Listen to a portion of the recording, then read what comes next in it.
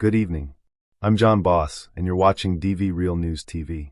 Tonight, we bring you breaking and deeply concerning news from Edo State, where a violent clash has erupted following the killing of a suspected internet fraudster, commonly known in local parlance as a Yahoo boy.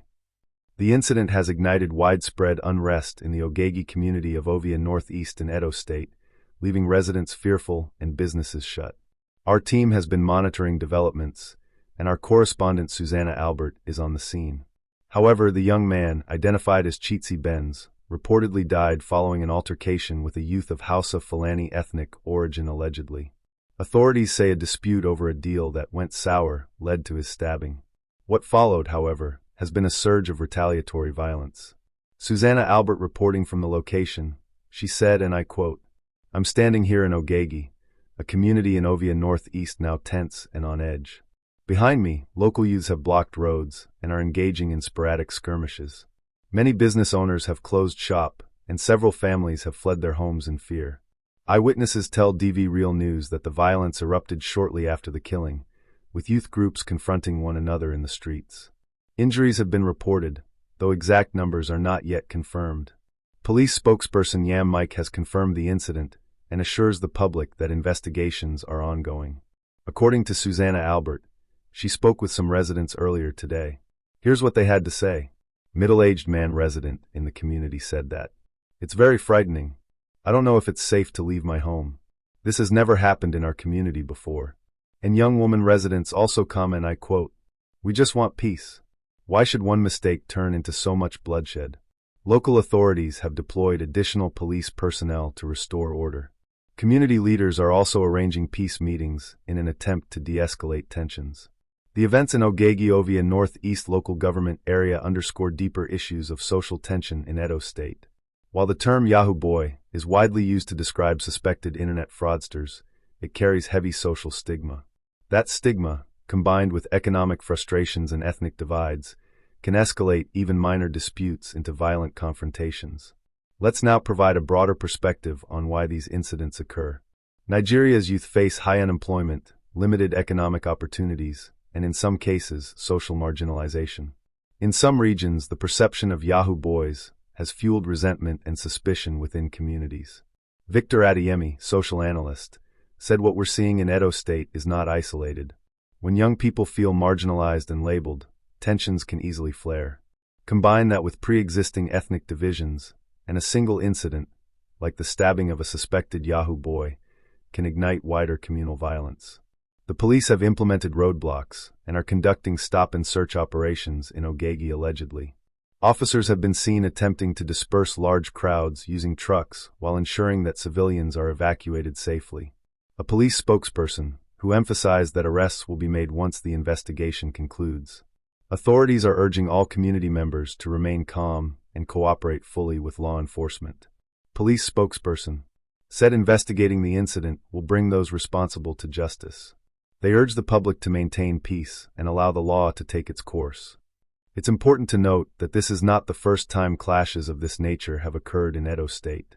Past incidents show that ethnic tensions, combined with allegations of fraud, can quickly escalate into communal unrest. Let's now hear from some experts on how these clashes can be prevented. In a panel discussion, social scientists and youth leaders engagement. Panelist 1 said, and I quote, "It's critical to engage youth in economic and social programs. When young people feel included and empowered, they are less likely to resort to violence." Panelist 2, "Community dialogue is essential. Ethnic and social divides must be addressed before incidents escalate." Panelist 3, "Media and public messaging play a role. The label Yahoo boy should not justify vigilantism or community violence." Turning back to Edo State, residents and authorities alike are calling for calm as investigations continue. Schools in affected neighborhoods have been closed, and business activity remains limited as safety concerns persist. DV Real News spoke to additional eyewitnesses today, capturing the human impact of this conflict. Elderly woman resident in the area said, and I quote, "I have lived here all my life. I never imagined seeing neighbors fighting neighbors. We just want safety for our families." Young man resident, "The violence started over one argument, but now everyone is scared. We need help from the government." Susanna Albert said that the sentiment among residents is clear. fear and uncertainty dominate daily life. Yet, community leaders are hopeful that dialogue and intervention can restore peace. I've witnessed meetings where elders, youth representatives, and religious leaders are negotiating ceasefires and assurances of safety. The challenge remains to ensure these assurances translate into tangible safety on the streets. The next 48 hours will be critical in preventing further escalation. DV Real News TV will continue to monitor this situation closely. As this story develops, we urge residents to follow official instructions from security forces and community leaders. In summary, a tragic incident in Benin City has escalated into a broader communal clash, highlighting the complex interplay of crime, ethnic tensions, and social stigma in Nigeria's youth communities. Our coverage will continue with updates from authorities, field reports, and expert analysis. Up next on DV Real News, we will explore nationwide trends in youth unrest and how community programs are attempting to bridge divides and prevent violence before it escalates. Tonight, Tanzania in defiance. From Dar es Salaam to Arusha, thousands of citizens have filled the streets following a controversial national election. They are demanding accountability, denouncing corruption, and calling for the protection of democratic rights. Authorities have responded with mass arrests, curfews, and an intensified police presence. Yet despite threats and repression, demonstrators say they will not be silenced. We begin our coverage with our East Africa correspondent Sarah Ndembo, reporting from Dar es Salaam. According to reporter Sarah Ndembo, said that, as dawn breaks over Tanzania's largest city, the air still carries traces of tear gas. Overnight, police units moved to disperse protesters occupying a main thoroughfare near the Electoral Commission headquarters. One protester, young man Lament, him said, and I quote, "We voted because we believed change was possible. Now they tell us our voices don't matter. We will stay here until they listen." Witnesses say crowds swelled into the tens of thousands by midday, led by students, factory workers, and market vendors. They accuse the government of orchestrating ballot irregularities and suppressing opposition observers. Furthermore, ballot boxes under guard, soldiers patrolling streets, citizens waving flags and placards reading, "Our vote, our right." The demonstrations here in Dar es Salaam represent the largest mobilization scene since Tanzania's independence in 1961. Protesters described them not simply as a reaction to one election, but as a stand against years of economic hardship and political exclusion. From Mwanza on the shores of Lake Victoria to Arusha in the north, local officials have declared restrictions on gatherings, but the demonstrations continue to grow. Authorities insist that the election was transparent and legitimate. Opposition figures, however, call it a sham designed to entrench single-party rule. For nearly 6 decades, Tanzania prided itself on stability and gradual progress. But discontent has been simmering beneath the surface. Rising prices, youth unemployment, and perceptions of elite corruption have eroded public trust.